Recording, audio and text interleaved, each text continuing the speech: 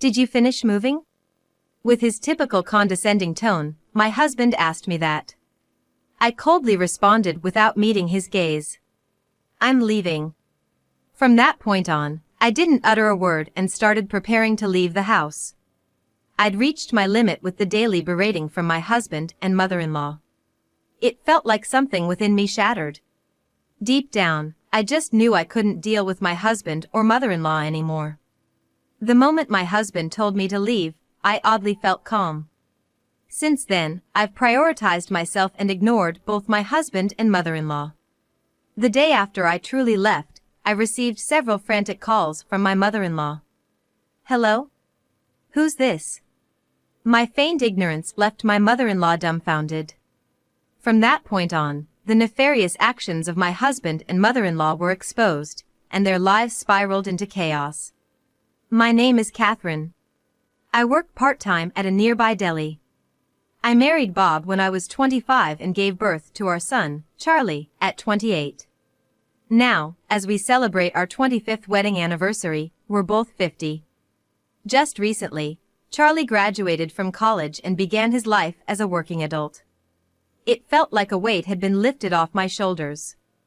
These 25 years weren't just full of joy, there were hardships and memories from the past that occasionally haunted me. Looking back, I don't think Bob and I were ever that great of a couple. We never thought about divorce, but we did have our fair share of big arguments stemming from little things. We'd clash and then not talk for a while. But once Charlie was born, those moments became less frequent. Bob had always wanted a boy, so Charlie was like a dream come true. However, I personally felt that I didn't want any more children and decided to focus on raising Charlie properly. For Bob, having one male heir seemed to be enough, so there was no issue there.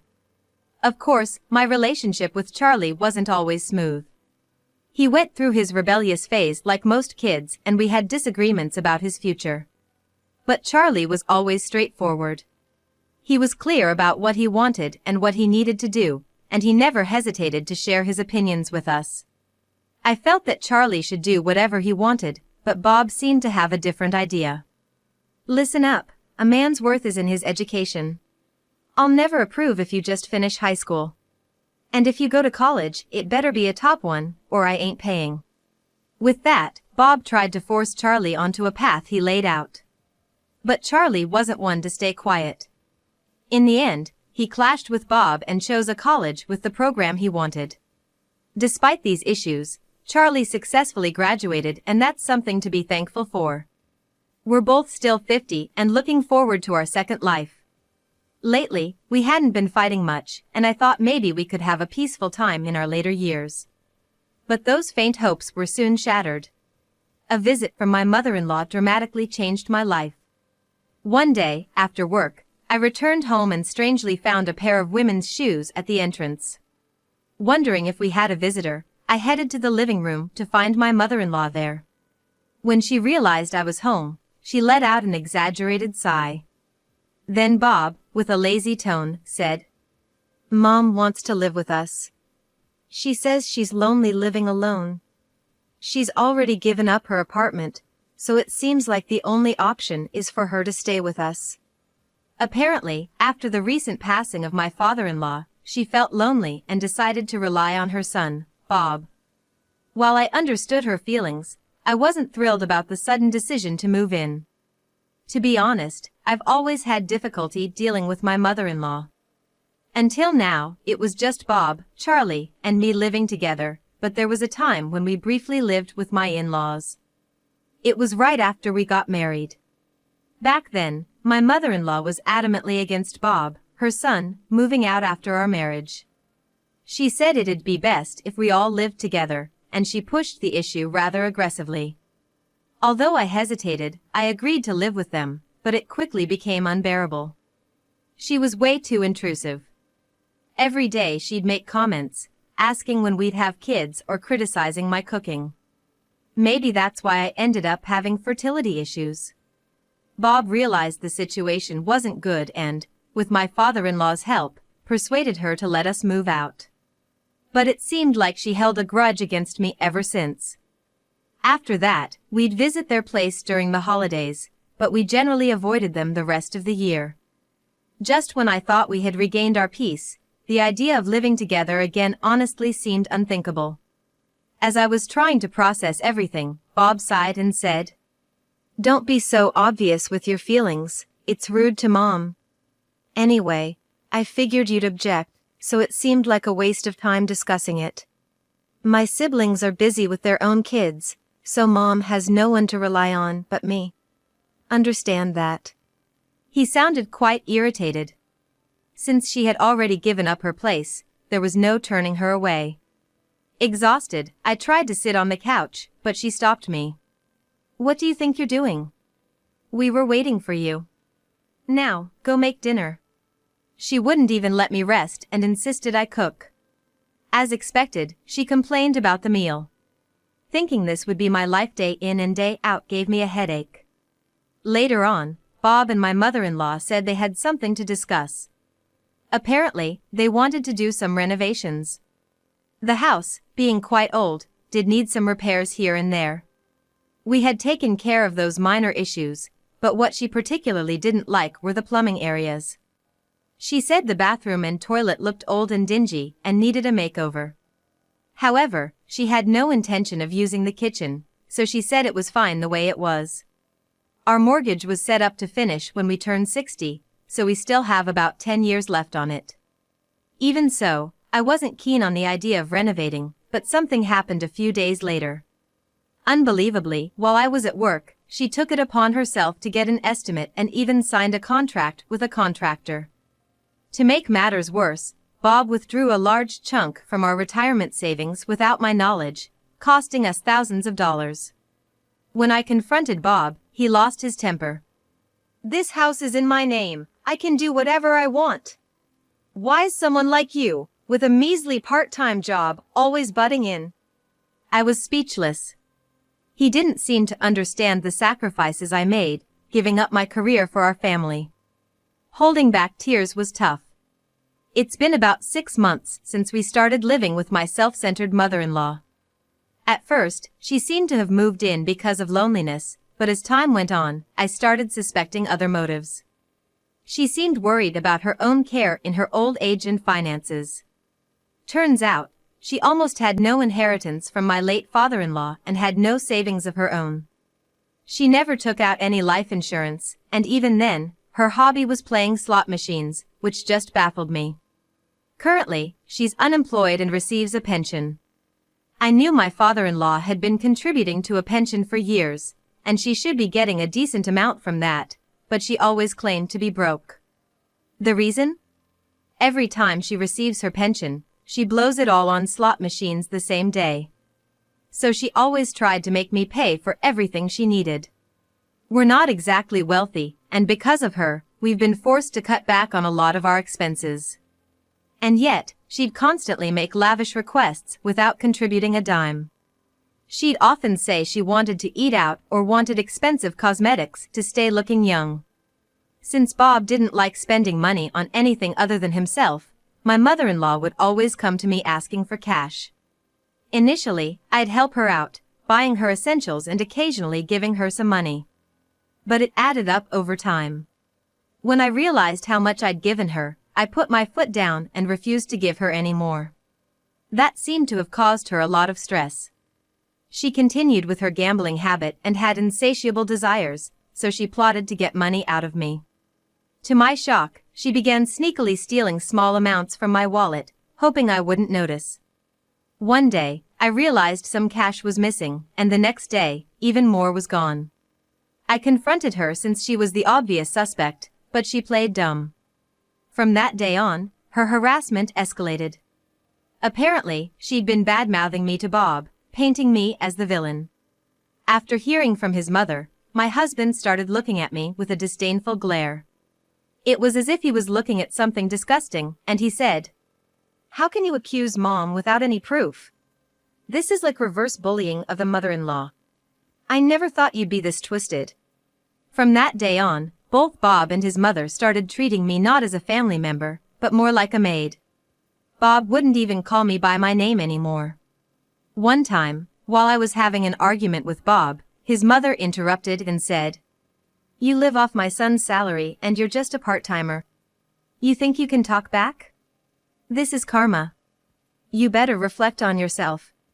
All I had done was mention the messy way he left his suit around, but they harped on it like I'd committed a major crime. Their harassment escalated day by day, slowly chipping away at my mental well-being. I reached my breaking point, and one morning, right after my mother-in-law left for her daily walk, I mustered up the courage to tell Bob. I couldn't live with his mother anymore. I never expected it would trigger him so badly. His face turned beet red, and he shouted louder than I'd ever heard before. "She's my mother. And you treat her like this? There are plenty of women who could replace you. Get out of this house and never show your face to me again." Shocked, I felt something inside me shatter. Be it my rationality or my patience. My instincts screamed at me that I couldn't deal with Bob or his mother anymore. With a calm voice, I acknowledged his words, quickly got ready, and left for work. Since then, I prioritized myself, ignoring both Bob and his mother. About a week after our fight, Bob, still looking down on me, asked, "Have you moved out yet?" His mother had asked the same, but I didn't make eye contact with either of them and simply responded, "I'm leaving." I didn't utter another word after that, grabbed my things, and left the house we had lived in for years. The very next day, as expected, my mother-in-law bombarded me with incessant calls. She called so often, it felt borderline insane. But it was too bothersome to pick up, so I ignored her. But when she kept on, to the point where I couldn't even look at my phone, I blocked her. Then, a call came from Bob's phone. I thought about ignoring it, but figured I'd have to face the issue eventually. When I answered, it wasn't Bob, but his mother. "Why are you ignoring me? I've been calling so much, and you're just so rude." Trying to suppress my laughter, I responded, "Sorry, who's this?" "This number belongs to my husband, Bob, but some strange woman's calling. I better hang up." I did hang up, emphasizing my point. The phone rang again, and this time, it was Bob on the other end. "You think you can mess with me?" Right off the bat, he was shouting at me. Infuriated, I fired back. "Seems like you're the one doing the messing." I could hear Bob catch his breath at my yelling. I'm usually calm and not one to get angry, so my sudden outburst must have caught him off guard. Intimidated by my fury, Bob sounded flustered. I had a hunch about what he and his mother were getting at. Probably something like, "We didn't really mean for you to leave. Come back. It's gonna be tough without you around, especially as a free housekeeper." From his mother's perspective, she'd be at a loss without her money tree, me. But I'd reached my breaking point living with his mother. The stress and humiliation were too much, and I was set on leaving. Bob's words were just the straw that broke the camel's back.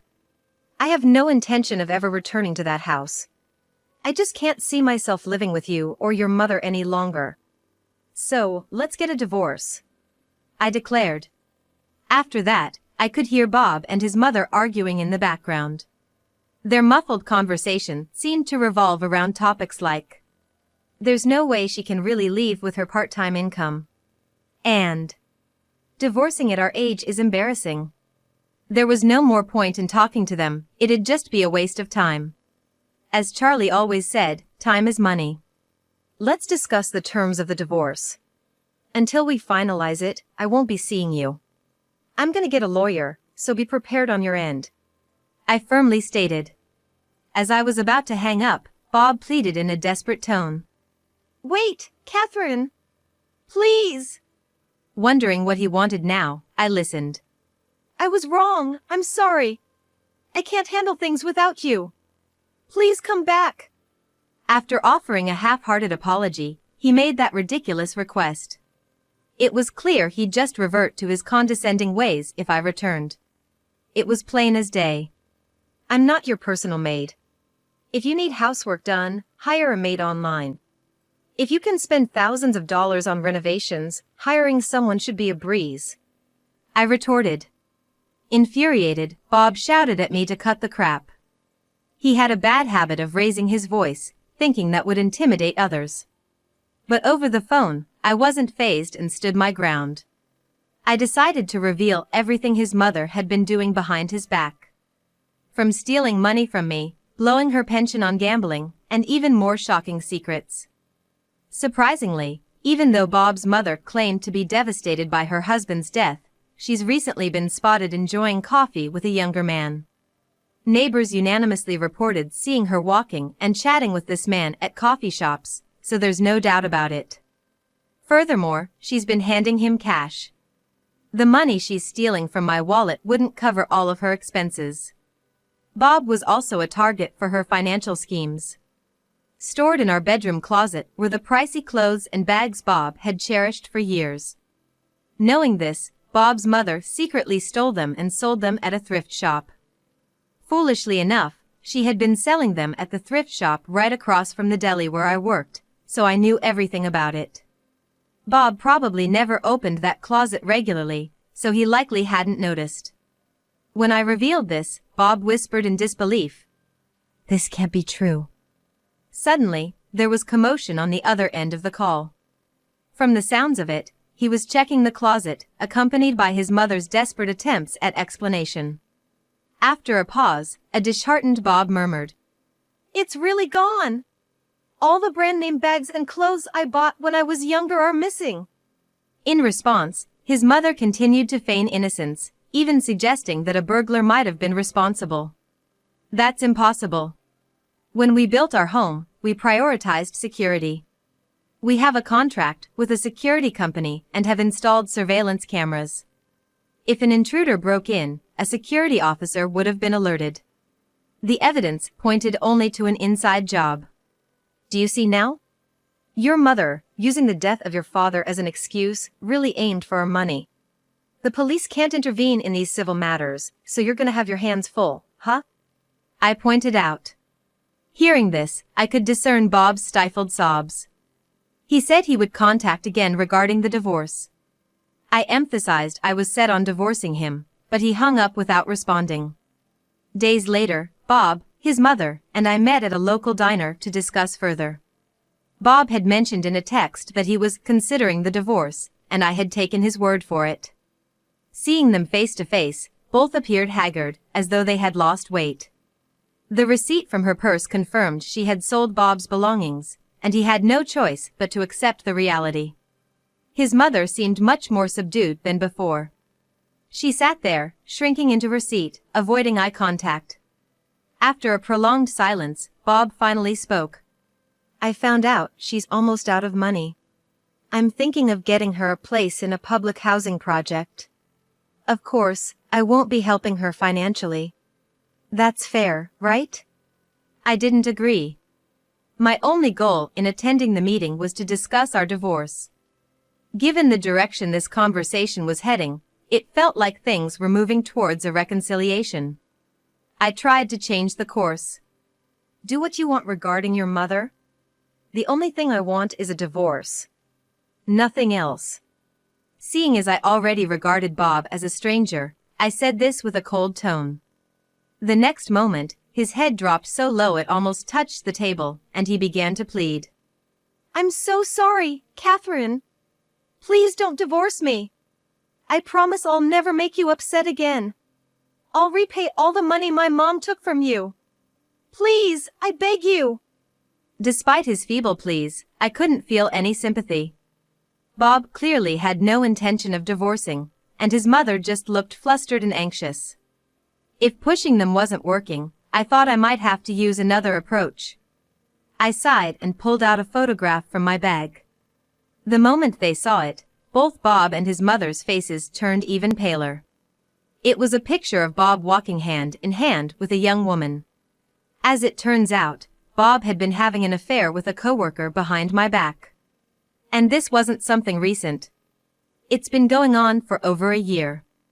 When I first discovered Bob's affair, our son Charlie was still in college. I thought if I filed for divorce then, it might impact Charlie's future, so I kept silent. The other woman was in her late 20s and single, so as long as I kept quiet, it likely wouldn't escalate into a bigger issue. I assumed it was just a fling for Bob since he's much older. I thought that since Charlie would soon be independent, I could overlook the affair. Fortunately, Bob never touched our savings, and I felt dealing with a divorce over an affair now would be too much hassle. However, after the recent stress from my mother-in-law and how Bob treated me, I hit my breaking point. If he didn't agree to the divorce now, I was prepared to play this trump card. It was my last resort and I never thought I'd actually have to use it. For 25 years, I've shared my life with you and never thought of divorce. But seeing the situation now, can't you tell? I've reached my limit. Now that it's come to this, I'll hold you accountable for the affair too. Upon hearing this, Bob began to shake uncontrollably. As I had anticipated, he begged me not to divorce since it was just a fling. His mother also tried to intervene, saying it would shock Charlie. But it was futile. Because I had already told Charlie everything. Bob was stunned to realize that Charlie knew about the situation. At that moment, Charlie, who I had called earlier, joined us.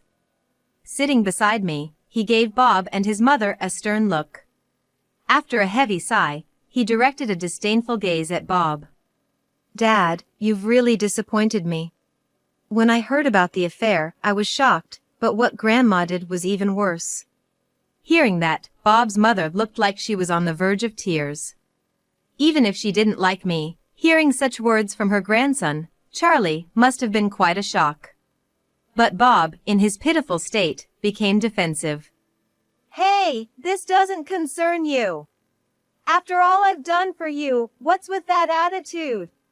You're getting too big for your britches." In such a manner, using his position as a father, he started to scold Charlie. But Charlie, looking perplexed for a moment and then reflecting, replied, "Dad, you never really cared about family, right? Work was always your first love. Mom took care of everything at home, even paid for my high school and college. I always thought you were just someone who lived with us." Bob was left aghast, not expecting such words from his own son.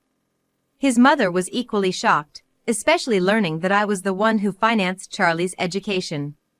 It was high time for Bob to realize his irresponsibility. The truth is, ever since he was young, Bob had a terrible habit of wasting money. Much like his mother, who spent lavishly on slot machines and outings with younger men. Like mother, like son, I guess. Even before we were married, I was concerned about this and had been saving for Charlie's education, sacrificing my own desires.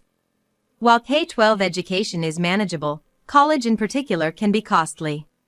The reason we didn't have more kids was partly because of this financial strain. Thankfully, Bob took care of the mortgage and utilities. But I managed all the other expenses, including groceries, entertainment, and Charlie's activities. Since Bob never pitched in.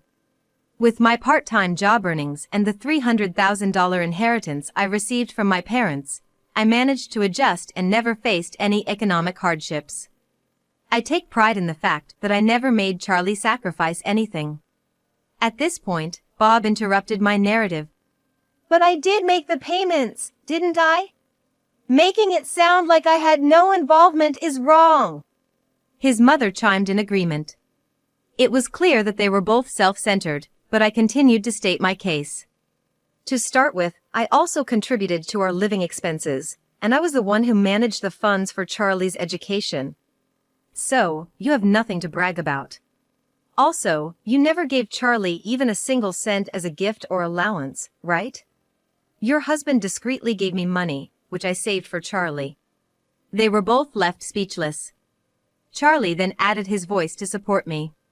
"In the end, Dad, you only saw me as your heir and nothing else, right? Mom was the only one who supported me during my college years. And Grandma, sorry to say, but I hardly remember you." Hearing this, his grandmother was in tears, begging Charlie not to be so harsh. But Charlie was just telling the truth. My parents adored Charlie until their last breath, often spending time together. But he hardly had any interactions with his paternal grandparents, so it's no surprise he doesn't remember much. At least he acknowledged and appreciated the monetary gifts he received from his grandfather. This seemed to be the final blow, and the two were completely downcast. I turned to Bob and said, "Had enough? This is the reality. I want a divorce, and Charlie is on my side." I promptly stood up, paid for my coffee, and left the cafe. Charlie followed, giving a wry smile. Bob sat motionless, pale-faced, while his mother looked devastated. Afterward, I divorced Bob. His affair was exposed at his workplace, leading to his demotion and transfer.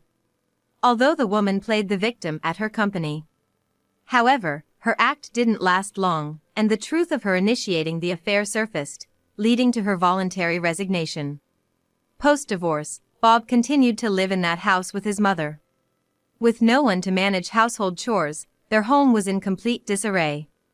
Furthermore, due to education fees, Bob's spending habits, and reckless home renovations, their savings were meager. Bob was devastated to learn this. Now unemployed and addicted to gambling, burdened with a house loan and an estranged family, Bob was living a tough life. Rumors were he was going to sell the house and move to an apartment soon. Karma, I thought, and couldn't help but chuckle. I rented an apartment near the house where Charlie and his fiancée lived as my new home. Charlie and his fiancée expressed their wish for me to move close by. She had lost her parents at a young age, so she felt she had no one to rely on. Learning from how my mother-in-law was, I decided to be a good mother-in-law, not too interfering but always there to lend a helping hand when needed. When grandchildren come along, life will surely become more lively. I was looking forward to such a peaceful second chapter in my life.